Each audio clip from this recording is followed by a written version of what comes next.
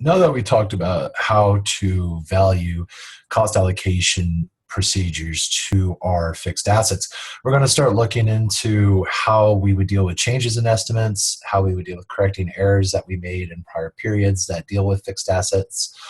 And then we're going to talk about impairment of assets, and then finally substitutions and repairs and additions that we can make after some time into the useful life of the asset, and how those are accounted for.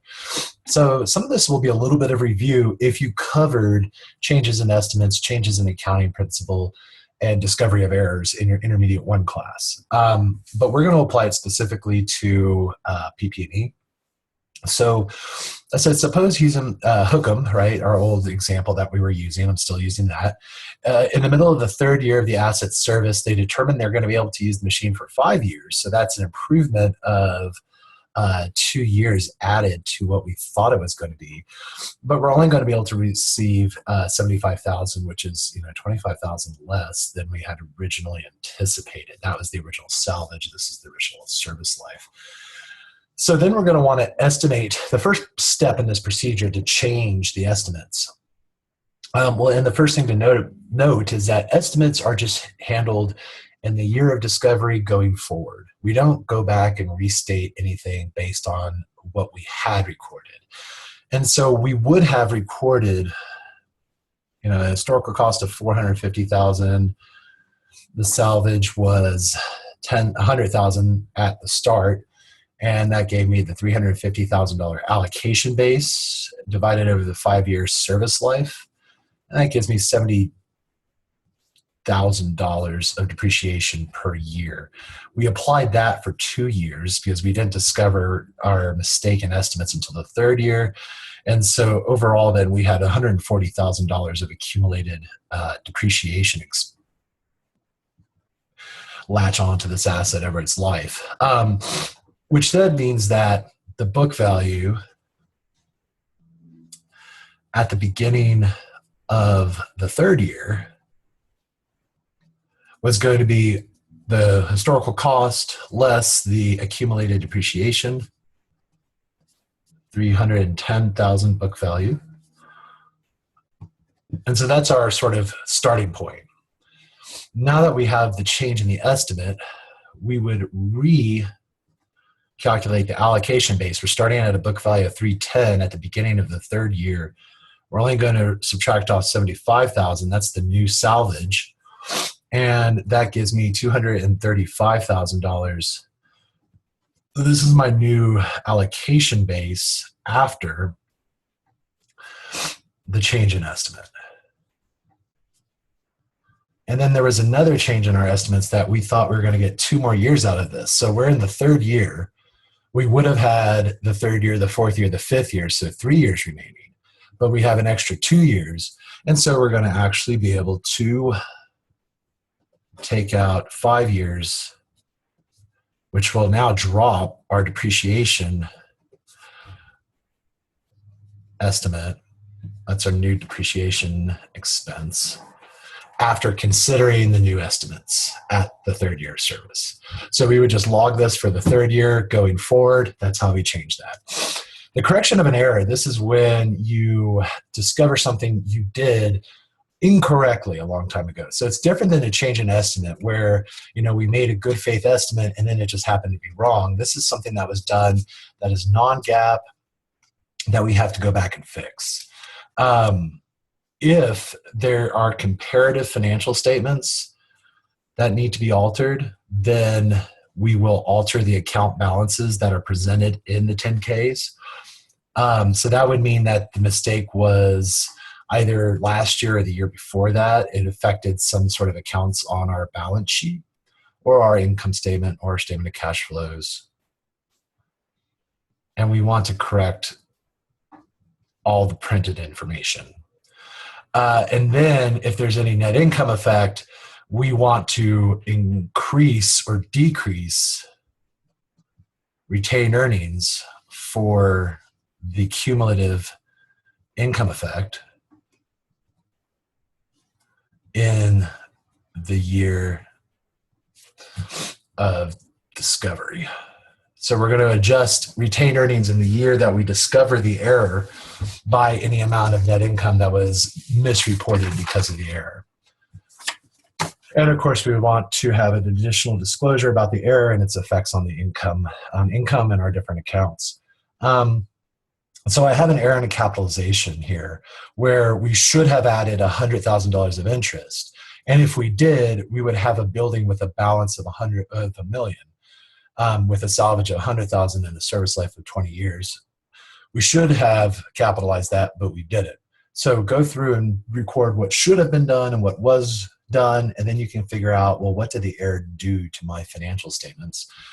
It's 2017, we discovered the error, and in this particular problem, I don't say it, and really the point should be made that assume we catch the error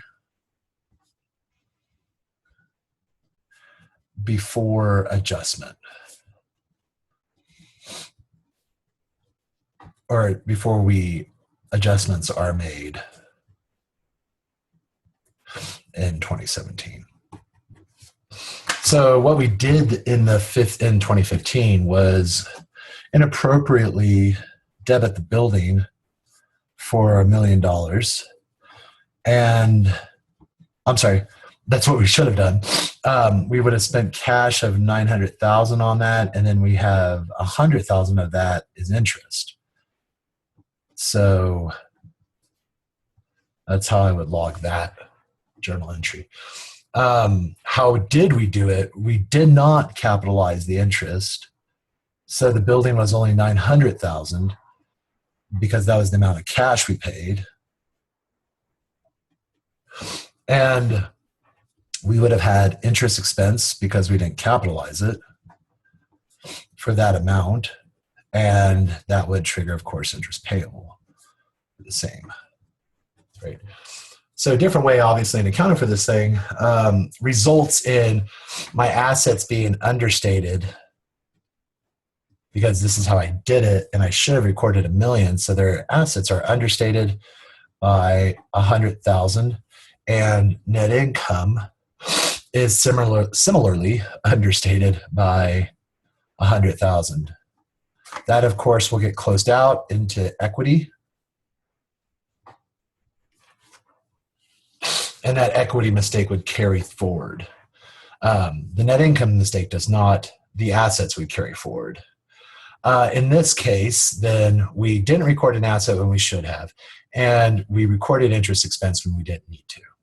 So in the next year, then we would have the depreciation estimate would be 1 million minus 100,000, which is 900,000, divided by 20. But over here, since the building was only at 900, it would be 900,000 minus the salvage to get the allocation base of 800. Divide that by 20, different estimates, right? So here I estimate that I would have $45,000 of depreciation expense and accumulated depreciation. Over here, I would estimate that I have 40,000 of each.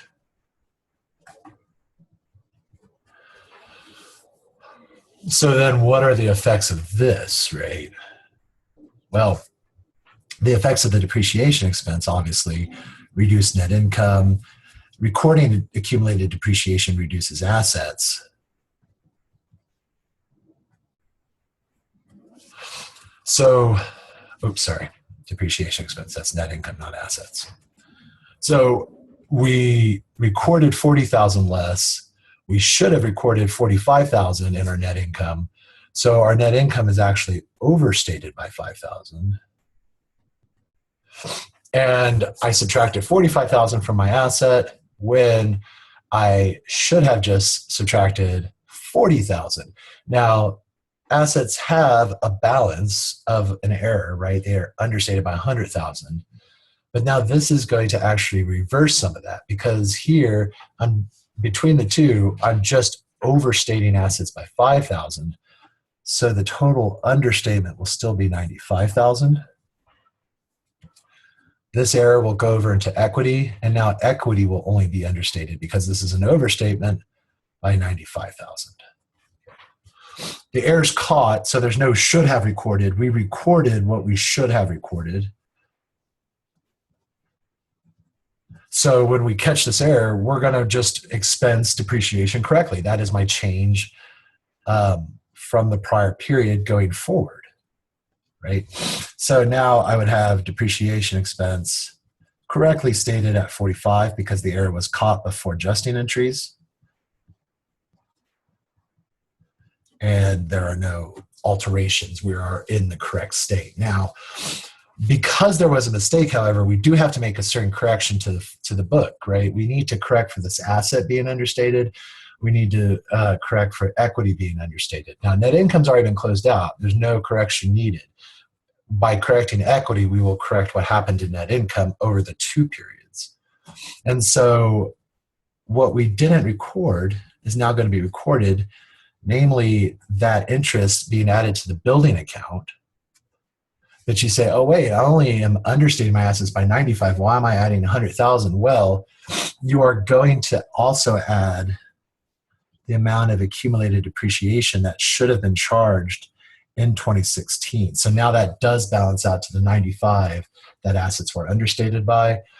And then we would credit retained earnings because my equity is understated. So it needs to be boosted by 95,000. Now, this is ignoring taxes. If we had tax effects in here, then we would net out the tax from retained earnings and then record that as tax payable because it actually is increasing our income, which will increase our taxes payable for the period. All right. When you change allocation methods, it is actually a change in principle that is considered a change in estimate. So that means that you don't have to go back and restate anything. There's no errors to report. You just switch methods and then restate under the new method your expense going forward. Asset impairment. So now we're going to open up a new sort of topic area. Asset impairment is in a way related to depreciation, but rather than matching expense, we are recognizing decreases in the fair market value. So this, unlike depreciation, is actually an exercise in seeking a fair market value. Impairments are a more radical reduction of the book value. Usually when you apply an impairment, it's for a good chunk of money. It's applied differently to assets we hold for resale and those we intend to hold for use. When we hold them for resale, we have to consider costs to dispose or cost to sell the asset in determining its value. And it's also going to be applied differently for assets that have a finite life and intangibles with infinite lives. So we're going to look at the different processes. We're going to start with PP&E. You can test for impairment when there's a significant decline in market value, there's an adverse change into how the asset's being used or its physical condition, like maybe it was damaged, perhaps there was a flood, something that caused its value to drop. Adverse change in legal factors or business practices. So perhaps some legislation, some new business regulation came through, changing the way that this item was going to be used, or shutting down a segment of your production of your operations and effectively canceling a product line. So a lot of that sort of gross, bad, sort of unforeseeable in many cases, external forces coming down to bear, reducing the market value of our assets. So when do we test for impairment? We should be testing them every year.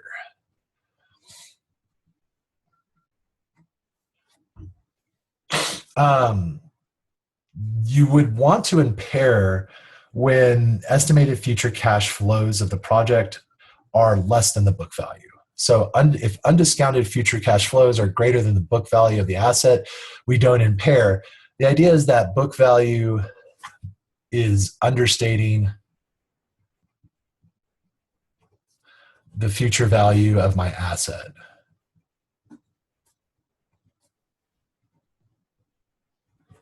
And the estimate of undiscounted future cash flows isn't rock solid, but if you have a historical basis to predict, you just say, well, this item is producing cash flows in accordance with this amount for my company per year. I expect to use it for 5 more years. 5 times that amount is the undiscounted future cash flows.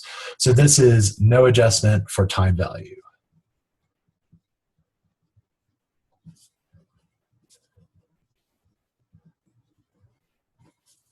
Or overall risk. Right. So if this is less than the book value, then the book value is overstating. When book values overstate, that's when we want to reduce them. And that's kind of the common theme to think about. We always want to present our balance sheet most conservatively, which means that if an asset's book value is higher than its fair market value, we should reduce it. Impairment loss, if this test is met, is going to be the difference between the book value and the discounted future cash flows. So then we do include a discount for the time value of money for any risk of those cash flows to determine what the fair value of the asset is at the day we're impairing it. The new value that we've impaired it to is the new cost base for cost allocation. Accumulated depreciation is zeroed out. So we destroy all the accumulated depreciation as of the date of impairment. You're going to have to remember that whenever you are booking impairment for fixed assets. You cannot recover after you've impaired, but IFRS does allow reversals of losses that have been previously written down to their original values. So not as an overall gain, but at least back up to their original values. Of course, again, the disclosure note is going to be required for the impairment so that we understand how you predicted the cash flows, what cash flows you used, how much impairment, and why you impaired. So in this case, I have a $400,000 book value machine for Rocky, and the question of whether or not they should impair it. So if there's a $400,000 book value, and that came from a $1 million book value less $600,000 of accumulated depreciation, gives me $400,000. That's the book value. Now we're going to compare that versus the undiscounted future cash flows of this machine, which turn out to be $350,000. So we just do a comparison of those two numbers. Since the book value is an overstatement, we want to impair. Now, in order to make the journal entry, we want to compare the book value of $400,000 to the discounted future cash flows of the machine. The discounted future cash flows of the machine are $310,000. So I want to apply an impairment of $90,000. The impairment loss is going to be recorded at that amount.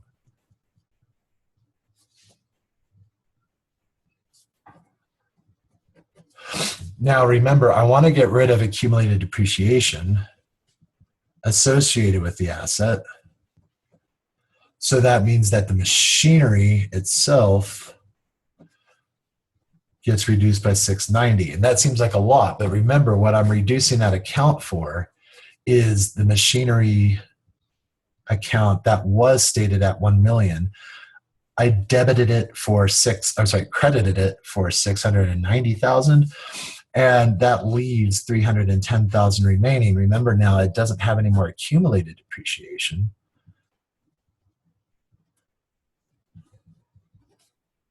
So that the book value is $310, which is what we wanted. That was our estimate of its discounted future cash flows.